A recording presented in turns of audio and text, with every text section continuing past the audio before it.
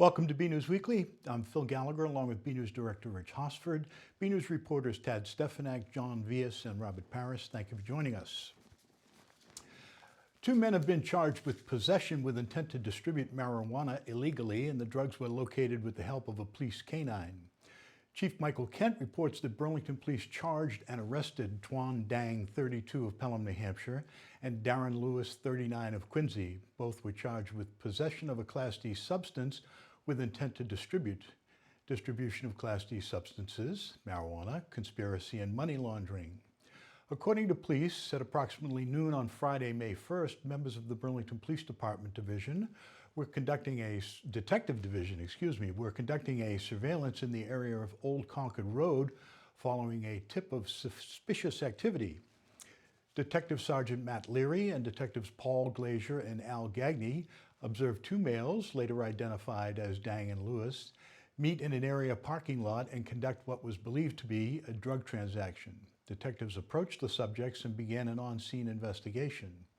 As a result of the initial investigation, and with the assistance of Officers John Pimentel and Canine Pebbles from the Middlesex Sheriff's Office, detectives recovered over 20 pounds of marijuana packaged for distribution and over $500,000 in cash.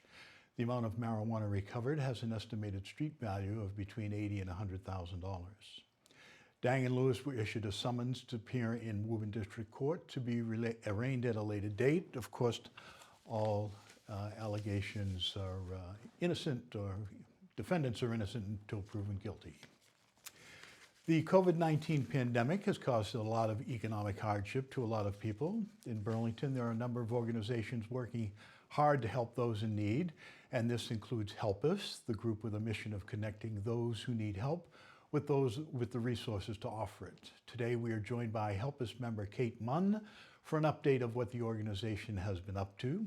Thank you for joining us, Kate. Thank you for having us. So Help Us has been really busy. We've kind of switched from meeting the needs of people on an ongoing way to emergency needs. We definitely have,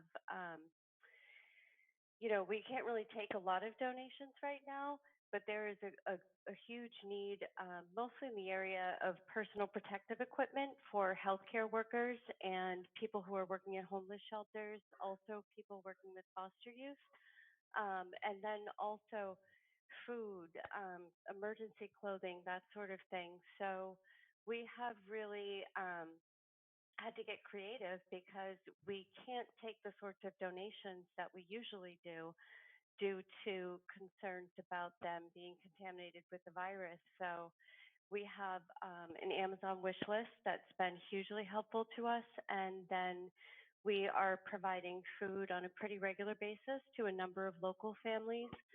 In addition, we're providing personal protective equipment to Boston Healthcare for the Homeless, Mount Auburn Hospital, Plummer Youth Promise, and also other local healthcare providers that live in Burlington. Um, there's been some interesting needs also. There was a residential program with foster youth who are currently not able to visit with their families. And so Help is gathered donations for stamps and cards and craft supplies and things like that to help keep those youth in touch with their families. So we've tried to get really creative. We've been able to partner several times with Women Aid and People Helping People, which has been a fantastic kind of collaboration. And really, I think the most unique thing about Help is just someone lets us know where there is a need, and we very quickly try to react and provide that to them. So you're having trouble in terms of delivering the goods or services. How are you actually doing that? Is it a curbside type of thing? I mean, how do you get Absolutely. the items to the needy?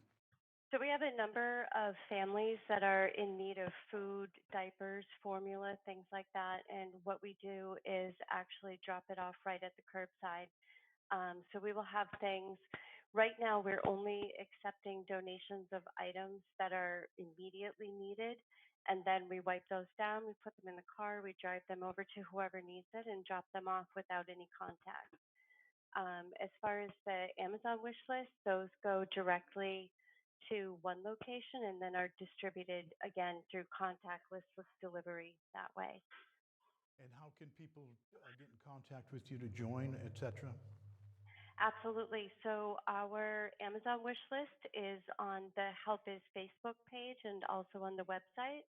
And then people can send personal messages through that, both if there is a need and also if they have something that Help is trying to find to donate to a family. And do you have an opportunity for monetary donations at that website, or are you even accepting monetary Absolutely. donations? Yep, absolutely. We do have a link on that website where people can contribute monetary donations. Help is pretty proud of the fact that we try to meet needs as quickly as the money comes in. So there's plenty of need right now. There are a lot of families who are suddenly out of work, who don't have the income that they have. They have children home all day when they didn't before, and that really increases the amount of food and other supplies that they need. So it is very, very helpful. Okay, you're coordinating with people helping people so you don't have a duplication of effort in particular areas? Absolutely. Absolutely. It is a pleasure to work alongside of those other organizations. And I think together we're all stronger and we can all help people in a more efficient way. Wonderful. Well, keep up the good work. Let's be hopeful that there isn't this kind of need for a much longer period of time. Thank you for joining us, Kate. You're very welcome. Thank you. Up next is our weekly update with Dr. Wayne Saltzman of the Burlington Board of Health. Let's take a look. Hi, everyone. Dr. Wayne Saltzman, geriatrician and elected member of the Burlington Board of Health, coming to you once again to help you stay informed, feel supported, and be prepared around the COVID-19 pandemic. It's an ongoing saga, as we know. I have some things to share, and it's hard for me to believe that this is the 11th time that I have shared some thoughts with you. So first the numbers, and I really just want to focus on Massachusetts today. It's really the tale of two cities, so to speak. We know that we have greatly reduced hospitalizations, folks with COVID-19 in the hospital. We know that we've done over 420,000 COVID-19 tests, and we have information that shows that we have done over 14,000 tests in a day. On the flip side, we still have a significant number of deaths every day in Massachusetts, 174 deaths between the past 2 days. Majority of those deaths are in the skilled nursing setting, and we do have still over 1,600 reported cases of COVID-19 a day. So we're still in the thick of it. And unfortunately, there is ongoing confusion about how long we'll be in the thick of it and what we can do to get out of this COVID-19 time, especially around a vaccine. And you have all heard government officials and healthcare officials make their statements. And frankly, even I get confused at times. But from what I read and from what I understand as a physician, I do believe that a vaccine is going to be imperative. It's going to be coming. We all wish it could happen a little bit sooner. It will be coming, but I do believe that we do need some sort of medical intervention. I don't believe, as I've heard some say, that this is going to go away on its own. I don't think that's indeed the case. So between what medical experts can do and what we can do, we will help to fight COVID-19. But it is my mantra, and I feel a responsibility to remind all of us. Hand washing, hand washing, hand washing. Clean surfaces that are commonly used with just household cleaners. Protect your sneeze and your cough. Isolate yourself if you're ill. Wear a mask out in public. Social distancing, crucial. You know, I am concerned about what I have seen across the country with regard to folks who are not taking these steps seriously, especially masks and social distancing. And I really do fear that if we aren't good citizens and if we aren't protectors of our own community, then we will be seeing this issue again. And of course, if you know an older adult who would benefit from a phone call, please make the call. We're all in this together. Stay safe and be well. The Burlington Board of Health has enlisted volunteers to help make it easier for residents to wear masks while in public. Health Director Susan Luminello said that depending on how fast the volunteers can make the masks and how many requests the board gets, it should take about a week for people to receive them after they put in a request. Each household can request up to 2 masks. Thus far, volunteers have made hundreds of masks, Luminello said, and at least 300 to 400 masks have gone out. She said it's been successful and people have been grateful to receive them. She also said that if anyone is making masks, the Board of Health will accept them if they wish to donate. If you are in need of a mask, contact the Board of Health via email at boh@burlington.org or by phone at 781-270-1955. The American Nurse Association has extended National Nurses Week to a month-long celebration this May to elevate the recognition of nursing. Our local healthcare heroes at Leahy Hospital were honored by some Special K friends, Canine Friends, not Special K, that's a cereal, Special Canine Friends as part of the occasion. BNEWS reporter Tad Stefanek has this report. It's Nurses Week across the nation. And for obvious reasons, this year is special. The celebration at Leahy Hospital kicked off on Nurses Day with VIP treatment for nurses coming and going at the shift change. Attending the festivities was Zest, Leahy's official pet therapy dog, who was joined by her brother North and a host of other therapy dogs. Zest's handler, Patty Betty.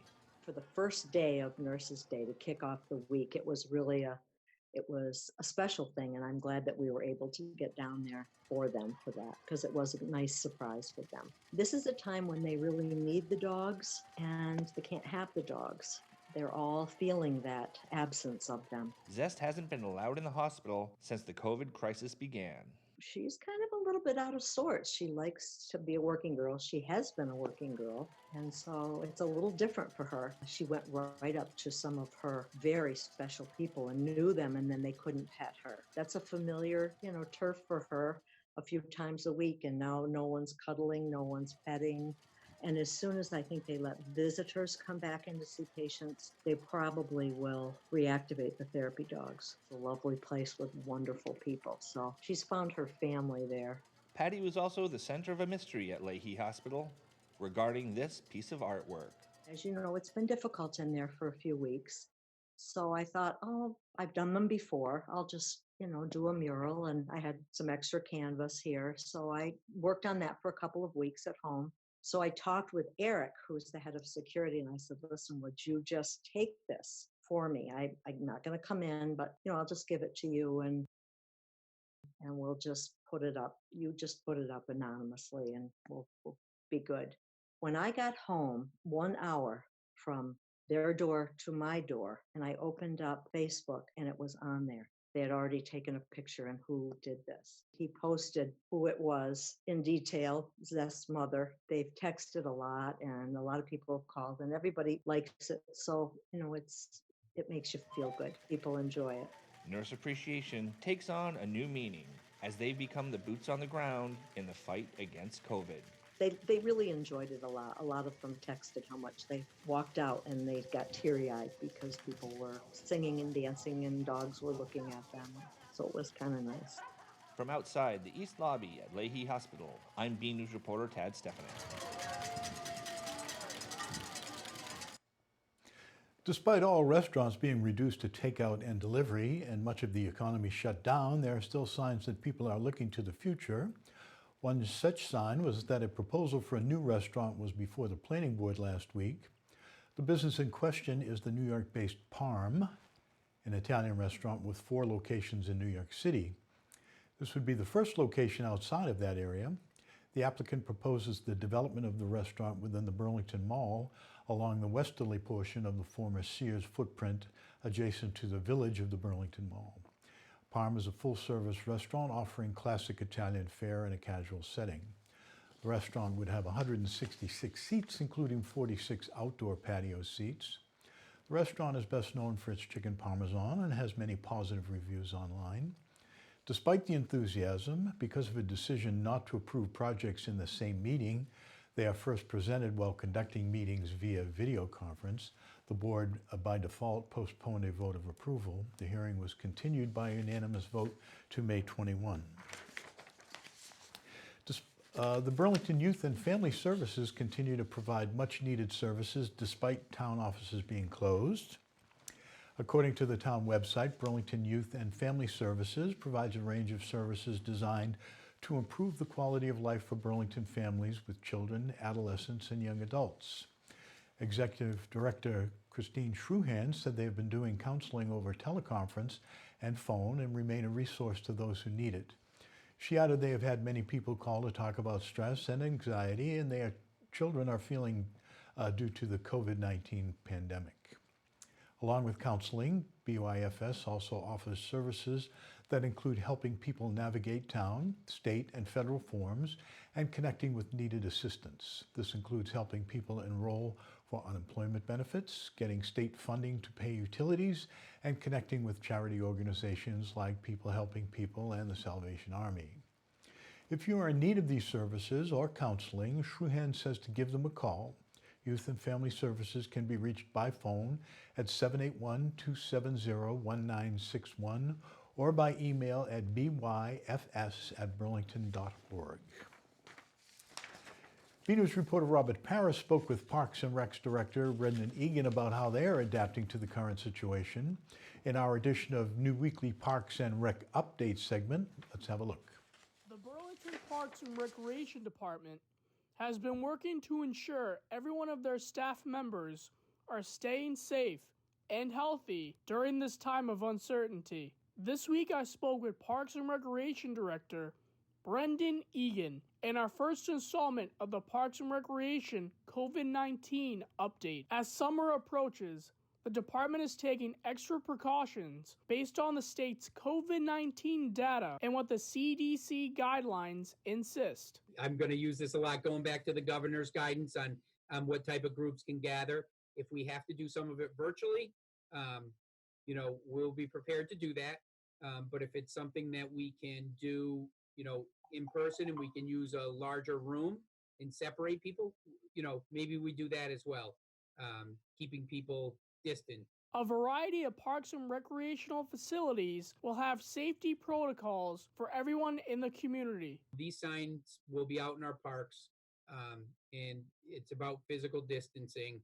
And, we're reminding people to observe the CDC's recommendations of staying 6 feet away from others, no gatherings or crowds. And I know it's hard because the weather's getting nice. Lastly, Brendan and the staff have been working closely with the Burlington Public School System for the upcoming high school graduation ceremony. We offered up, our assistance to them because we want to make sure that the grounds look nice like they do for graduation every year. So we will be working on that, preparing the grounds in the next couple of weeks for whatever they decide to do, prior to whatever they decide to do. I don't know what that is and what it's going to look like, but we will definitely be, ready to go, get the grounds ready, get them cleaned up and looking nice. I'm Robert Paris for BNEWS Weekly. You can watch the entire update on our website at bcattv.org. Along with everything else, the actual gathering for the annual Memorial Day service has been canceled this year. However, Burlington Veteran Service Director Chris Hannafin said he cannot let the day go by without honoring those who gave the ultimate sacrifice for our country. So he's got to be a bit creative. BNews reporter John Vias has this look. It's the day that we honor the brave souls who made the ultimate sacrifice. The annual Memorial Day ceremony was set for Monday, May 25th at the Chestnut Hill Cemetery, but due to the conflicts with the COVID-19 epidemic and Governor Baker's state of emergency order, the town gathering was unfortunately canceled. While having to omit a majority of the originally planned ceremony, Veteran Services Director Chris Hannafin still paid a visit to the cemetery to read his speech, still dedicated to making sure no hero goes unrecognized on one of America's most important days of the year, no matter what sort of crisis the world may be facing. It's somewhat sad that come Monday the 25th, there won't be hundreds of people here in the cemetery to commemorate Memorial Day 2020. This particular occasion is an opportunity for regular citizens, family, and veterans to come together to be social creatures and to, make Memorial Day one that should be special. Unfortunately, those things won't happen, and I think that's the biggest travesty of this pandemic. Just because we're not allowed to come together as a public, we should still celebrate this day and remember those that have come before us and the sacrifices that they've made. Just because their name may be not read in public like it normally is, that we at our office still remember them, and veterans across the community remember them as well. The annual town gathering may be canceled for the year of 2020, but you can still catch Chris Hanifin's full speech on Memorial Day, being Monday, May 25th, premiering on BCAT's public channel. From the Chestnut Hill Cemetery, I'm John Vias for BNEWS Weekly. And to all of our country's heroes who have passed, we thank you for your service.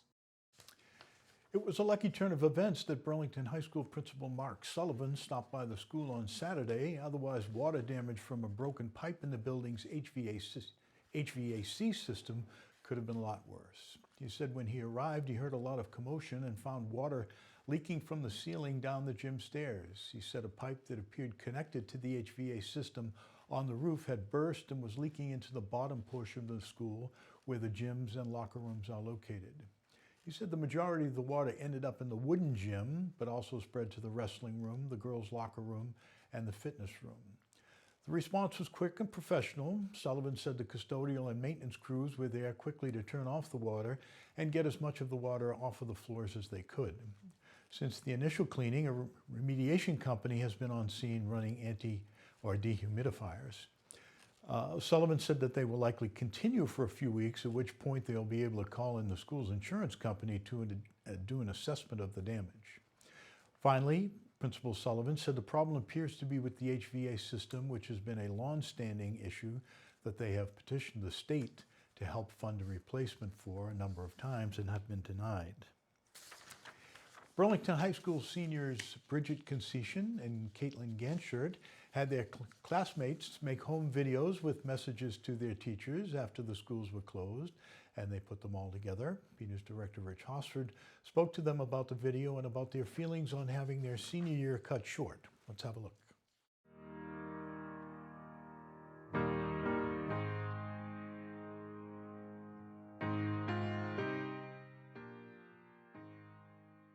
The Burlington High School senior class came together safely over video to send a message to their teachers while the schools are closed. The project was coordinated by Bridget Concession with her friend Caitlin Ganshert, who said that after she saw a video BHS staff members put together for the students, she started texting her classmates to see who would be interested in sending a response. And it turned out that just about everyone was in. Everyone was very interested and everyone was kind of having that same idea, but no one put it together yet. So everyone was like, yeah, I want to help as much as I can. So when I created the script with Kate, everything kind of worked out and I shared it on Google Docs. And then I received a ton of videos so fast that it made it so easy for me to just put it together. It was a really good idea because we wanted to let the teachers know that we heard them and their message was great, and we wanted to send the same message and kind of let them know what we've been up to and how we're coping with this whole coronavirus. Bridget said she was happy so many of her classmates participated in the video. When I started getting all of these seniors' responses, I was excited because we're all kind of in the same boat and our senior year has officially been canceled. So when we were doing it, everyone was so enthusiastic about it because, well, no one's really doing anything. So everyone had a thing to do when they made it their own. And I think they were excited because the teachers mean so much to a lot of us that their video, we wanted to say oh, thank you so much. I asked them how they felt about having the normal graduation ceremony canceled for the class of 2020. Well, obviously, it's very sad that we don't get the same experiences that other seniors have had in the past, but I think it's really great that the administration is working to do at least something for us, and I think a lot of us are very hopeful that they will do something, even though it's not the same as other years. I was going to say, I know administration, like Kate said, is really working to get something to wrap up, but I know a lot of us were looking forward to prom because that's one of the funnest nights ever, because we had it last year, which I'm thankful for. But in graduation is a really important day for everyone, so to not have the same exact thing as what we were expecting when we came into senior year is hard, but I know we'll feel honored in a different way, and we'll definitely always remember this year. Finally, I asked what they would like to say to their teachers, the staff, and the administration who might see this interview. Say thank you to them, because I know everyone's kind of in the same unknown boat. So I feel like for them to be reaching out to us and communicating is really helpful to know what's happening, and for teachers to be reaching out asking how you are. And I miss them a lot because I miss that interaction with teachers. And we've been in the same school for so long that we really have good relationships with the teachers. And I know the teachers feel the same about us. Thank them for the work that they're doing from home, and I know they're trying to make this whole deal the best as they can, and I know they're working, and I just want to say I miss them a lot. On video conference with two members of the BHS class of 2020, I'm BNEWS Director Rich Hosmer. We lost on the way 'cause the drinks bring back all the memories, and the memories bring back memories. Another week, another photo to highlight. This week we have an adorable photo featuring a little guy who was featured in a different way in a recent story before he was even born.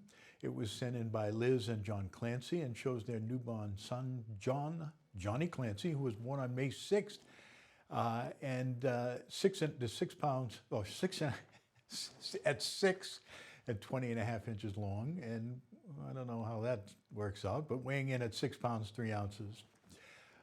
Johnny was named after his father and grandfather and 2 of his great-grandfathers. The story we mentioned was this one about a social distance baby shower that Liz's sister threw her. Thanks for the photo, Liz and John, and congratulations. We'd like to see your photos. They could be of your stay-at-home activities, which there must be a lot of, particularly of the refrigerator. Shots of your pets, the coming signs of spring, or just the weather seen from your own backyard. Whatever you think is interesting, would like to share with us and the community. Email your photos to bcat@bcattv.org with the subject line Photo of the Week. Okay, that's it from the news desk here at BNEWS Weekly. I'm Phil Gallagher, along with Rich Hosford, Tad Stefanek, John Vias, and Robert Paris. Thank you for joining us.